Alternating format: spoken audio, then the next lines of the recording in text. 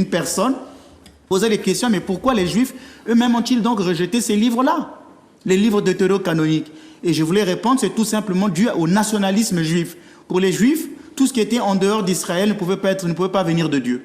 Donc les Écritures, comme ils sont nés sur la terre d'Israël, ceux-là sont reconnus. Par contre, les deutérocanoniques sont nés hors de la terre d'Israël. C'est ce nationalisme-là qui poussait les Juifs à dire que non, on ne peut pas reconnaître ces Écritures-là. Mais si vous vous rappelez la notion que j'avais développée sur la révélation, je vous disais qu'avant le Christ, Dieu s'est révélé à tous les peuples. Donc, si on tient compte de cela, les livres deutérocanoniques sont aussi inspirés parce que Dieu s'est révélé à tous les peuples. Très bien. Alors, si toute écriture est inspirée de Dieu, doit-on dire que l'écrivain sacré n'est qu'un instrument passif? Quelle est la part de l'homme dans l'écriture finalement? Tout à l'heure, je disais que c'est Dieu qui dicte les Écritures. Oui. Ça, c'est ce que dit Saint Grégoire.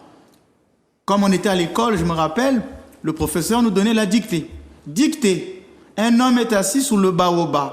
Parfois, je faisais une erreur de mettre baobab sans un B à la fin. Mais je vous ai donné cet exemple et vous verrez pourquoi. Donc, je donne une dictée. Certains donc admettent qu'il y a une communication du vocabulaire.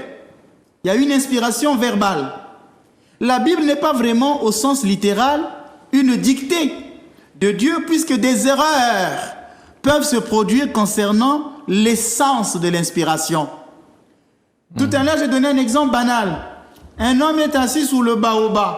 Dieu dicte, mais celui qui écrit va faire l'erreur de ne pas mettre un B au niveau du baobab. Vous commencez maintenant à comprendre ma pensée. Dieu intervient en se mêlant à la pensée humaine pour y introduire des idées, des images, des réflexions. Dans l'Écriture, il existe donc deux auteurs.